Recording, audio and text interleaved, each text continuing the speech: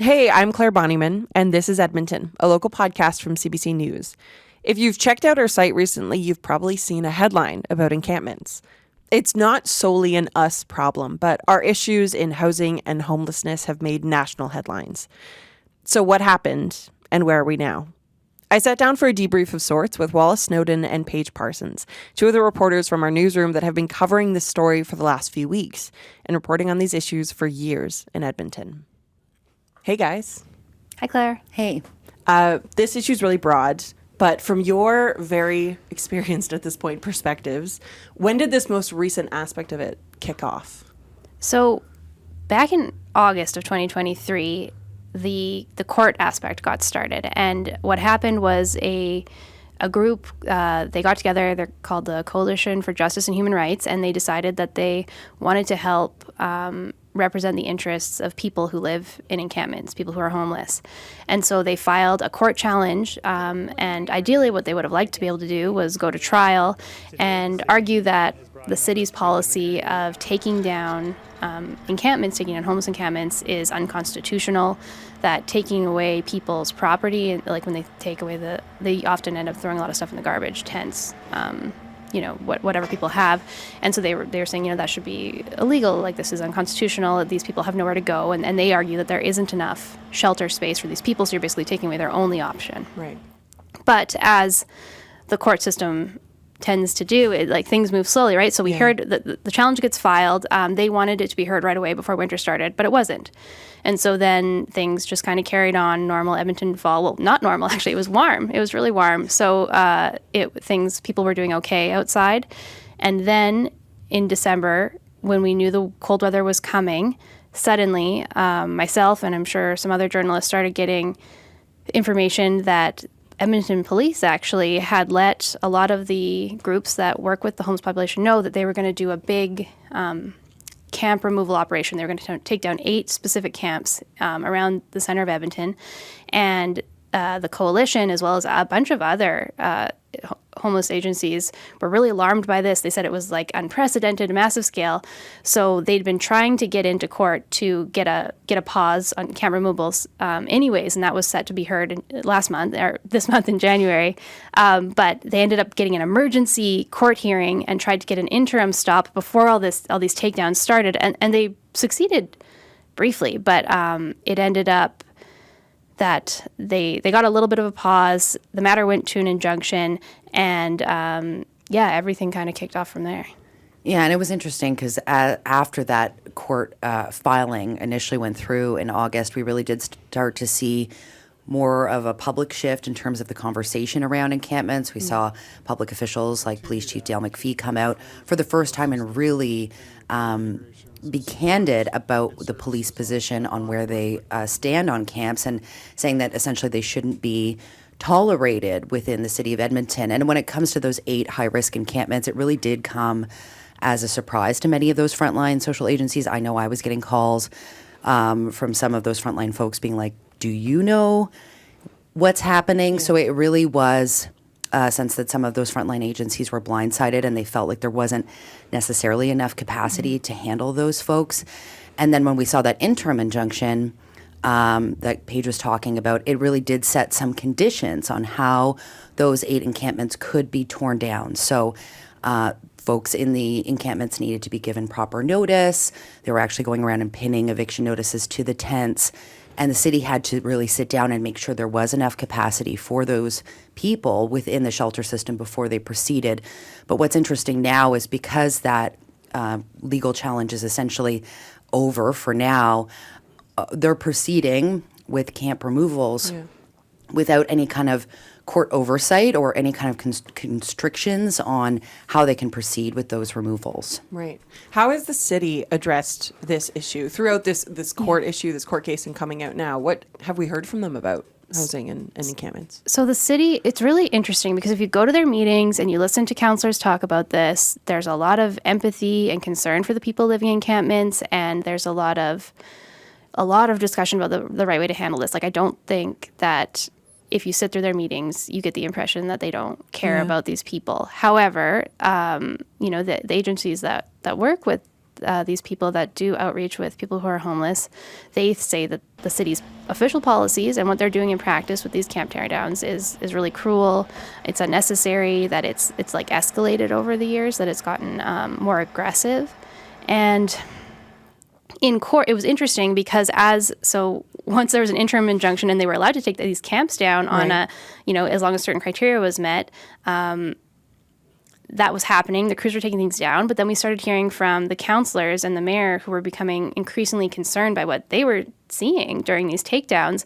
And so, the injunction hearing happens, and ultimately the coalition failed to get standing to be able to carry on with this. So, police can do whatever they want. And so the city's in court arguing that the coalition doesn't have standing, that their policies are fine and good and very, caring towards these people. But then, meanwhile, city council was considering declaring a state of emergency over the way that their own, police and the way the police and their own staff were carrying out these removals. And so it was just very, one thing was happening in City Hall, in the chamber, another thing was happening in the courthouse with the legal arguments and trying to stand by their policy, and then in practice what's going on out on the streets where they're actually removing people's stuff. It's sort of these three different realities trying to coexist, and it gets really confusing. Yeah. As someone who doesn't have a court brain muscle like you two do, it was fascinating to kind of watch these different stories unfold. And the city did end up declaring that emergency. What has that meant? So it really laid the issue sort of at the foot of the province in many ways. Now, mind you, the City Hall is putting some money towards sort of emergency supports.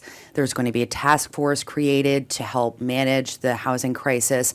But really, at least the way Mayor Sohi framed it was, this is a way for them to bring the federal and the provincial government more to the table to really help with these big issues that are, in the end, provincial and federal responsibilities. When we talk about addictions, mental health, and housing, it really shouldn't be on the city, as far as council is concerned, to fix those issues.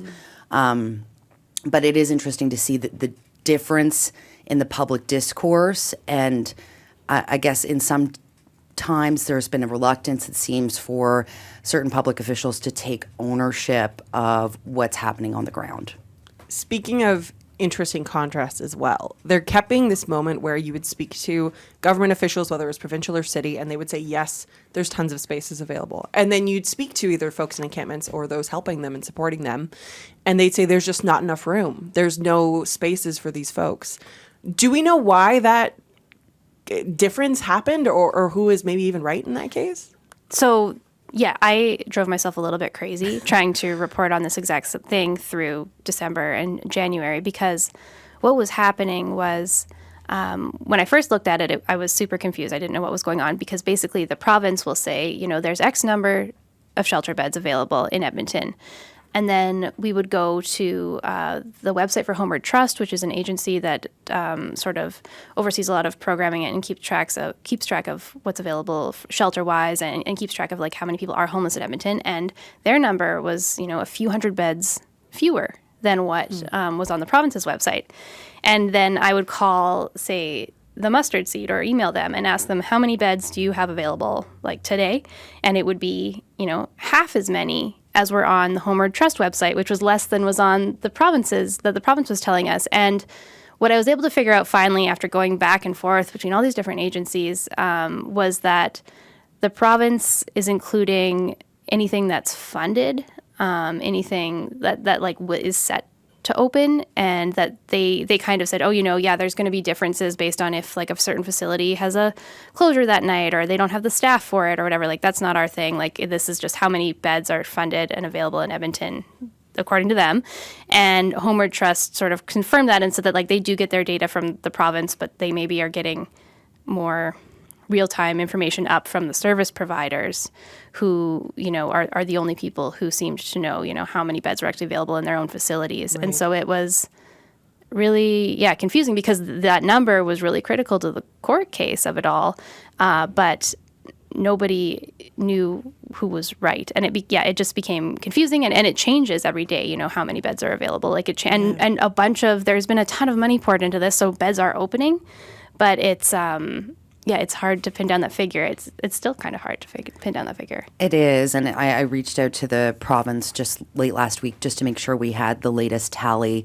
And of course, they have stood by their numbers throughout all of this, even if critics say that they're sort of inflating them by including things like transitional housing, which may not be necessarily available to that sort of walk-in traffic that we're seeing from, emergency evictions or, when the temperatures really turn. So in their statement to me on Friday, they said there's over 1,800 spaces available in Edmonton, and that includes more than 1,400 spaces operated by frontline partners, and about 300 emergency transitional spaces. So they are including those transitional spaces, but as Paige mentioned, excuse me. As Paige mentioned, this really was at the crux of the debate. Is there enough capacity? And I think it's worth noting, too, that there's a number of reasons why somebody might choose to live in a tent. A lot of the shelters in the city system are dry, so you can face a ban. You cannot necessarily enter if you're intoxicated or inebriated in some way. Some folks want to stay living with their partners. Some people have pets. And so there's a number of reasons why people might not enter shelters. And one of the biggest ones we heard is that people don't necessarily feel safer there than they do in a tent. Yeah, both of you have spent time speaking to folks directly affected by this, folks living in encampments, the most vulnerable in our city, really. What did you hear from them about this experience and about their choices to live in these spaces and what they really need? I was out during that bitter cold snap, and I decided to head out with one of our camera people just a few days after the Chinatown camp was torn down. And we saw what happened there. The garbage trucks came in, the police came in, folks in hazmat suits came in, and they really just cleared that whole area out. And as far as I know, that camp has been there for years. So I was really interested to see, there's a reason why people are there, what's going to happen a few days after that teardown. So I was out there maybe 3-4 days afterward, and you would not have known that any kind of operation had happened there. There's tents lining the sidewalk, and it was brutally cold that day. So a lot of the conversations I had with folks at that point were really just around survival. Like, how do you make it through the night when it's really that cold? But a lot of the conversation does go back to, this is the way I've lived for a really long time. I don't feel welcome or I don't feel safe in that shelter space. And as we all know, encampments are not new to the city of Edmonton, right? They've been part of that city landscape for a really long time. So the idea that we're going to erase them in the course of a winter is really interesting to me, because people are just being displaced in some cases. Not to say that no one is getting housing supports in the process of these teardowns, but a lot of people are simply taking their tarps, taking their tents, and moving down the street. Yeah. I mean, the city began, it's like months-long plan to end homelessness a matter of years ago or something, right? Over a decade ago, I think, at this point. Yeah. Paige, I mean, you spoke to folks as well, including those who aren't in these encampment situations, who might be choosing to camp but outside of the core. People that are out there that are living, in the river valley, in ravines, on the side of the road, it's all the reasons that Wallis just said about why they maybe don't want to be in a shelter, but it's also that they don't want to be downtown because they don't like how busy it is. I spoke to people who are trying to stay sober, and they don't want to be around drugs and gang activity. That there's just a bigger volume of people downtown. There's more social disorder. We've heard a lot about that over the last few years, and they're not happy about it either. They don't want to be around it. They want to live somewhere quiet, and to the point that there's a lot of attention on encampments this year, but people have been out there for a long time. For years, people have lived in very remote areas of the city, and sometimes you'll come across them and see them, and sometimes you won't. And there are more people out there now. It's more visible, and sometimes people are the workers that I spoke with and the people that I spoke with. Sometimes they decide to set up along the side of the road where it's more likely someone's going to report the camp and get it taken down. But if they have a fire, or if someone comes and is stealing from their camp, they're hoping someone driving by might stop. Right. Basically, it's a safety thing. But there are also people who are very reclusive, sometimes for mental health reasons, sometimes it's just a preference, and they are in pretty remote spots, and they really try to stay hidden, and they don't want to be anywhere near kind of the busyness of downtown. Yeah. I hate to use the word effective because it's effective according to who. But has this action been taken by EPS in the city made any difference? Has it been effective in their eyes to what they were trying to achieve? It's hard to know. As you say, it depends on who you ask whether this is an effective strategy. Certainly, folks who advocate for people experiencing homelessness in Edmonton would say that this is not an effective strategy, that you are effectively displacing the problem and uprooting people and putting them at risk in the process. But if you speak to folks on the city side and the policing side of this, they said that this is the only way to address encampments, that it is the more humane option to essentially force people out of those living situations and into shelter spaces, which they argue are, as bricks and mortar facilities, a safer place to be, where they might access better supports. And in hearing on the policing side of it, their argument is, okay, we may be displacing some people who are victims of crime, who are just vulnerable people, but we're also disrupting the criminal element they believe is extremely embedded in most of these encampments. Yeah, and when you talk to these people, though, and especially I'm thinking of the folks I talk to who are, out in the West End or on the South Side, they also think this is inhumane. I was out there the day or two before it got very, very cold, and they were, you could see the fear on their face. They were terrified about if they were going to survive, and these people have, visible frostbite wounds on their face and hands. They don't think it's a good place for them to be living either. It's not like they want to be out there, but they do feel like it's their only option because, they really, really don't believe they can go to shelters. It's just not going to work for them for, a variety of reasons. And so this is sort of what they're left with. And they have interesting ideas, about what they think would be better. Like what? One guy was really keen on the idea of more of a planned encampment or opening up a old warehouse or something where where it's controlled and there's security and they can just be a little bit warmer and they can keep their camp and their belongings and stuff together, but just have a slightly warmer place to be than the brutal, outdoors. And another guy who was sleeping, I think sometimes not even with a tent, just outside a lot. He was saying that he just thinks there needs to be more money and more programs in different parts of the cities. And he's like, yeah, it's expensive. It's hard to get funding for everybody, but. Yeah, so they no one's happy about I don't think anyone's going to argue that this is a good way to live, that this is an okay way for people to be living in our city. But, just really, really divided on what to do about it. Yeah, and there was a lot of anger when I spoke to people. I mean, one of the women I spoke with was so frustrated. She said, yes, I'll talk to you. And then she just had to walk away because she was so angry having seen, and it wasn't even her tent. It was the neighboring ones, right? She saw it torn down a few days before. And I think people who live in those situations maybe do have some of the smarter solutions about how best to help them. And I think it's an interesting question because we don't really know, I don't know how much work has been done to really understand the stories of the people that are living in those situations. I know Paige has spoken to some researchers, but I think that really is a void of information that we all have in terms of who is there, why are they there, how did they get there? Mm-hmm. I know there's a lot of new homeless people. There's new people living on the streets that weren't there just a few years ago because the number of homeless people in Edmonton has skyrocketed in recent years.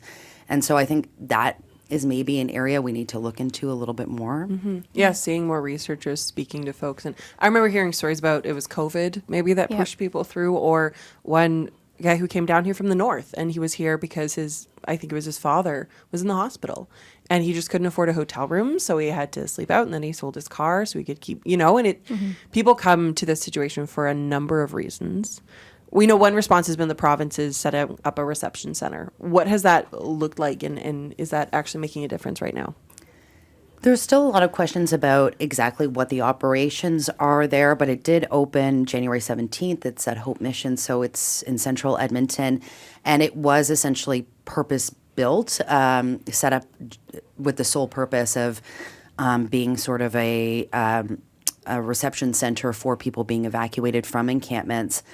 And as of Friday of last week, the province says about 100 people have accessed that site in total, and about half of them have been connected to shelters.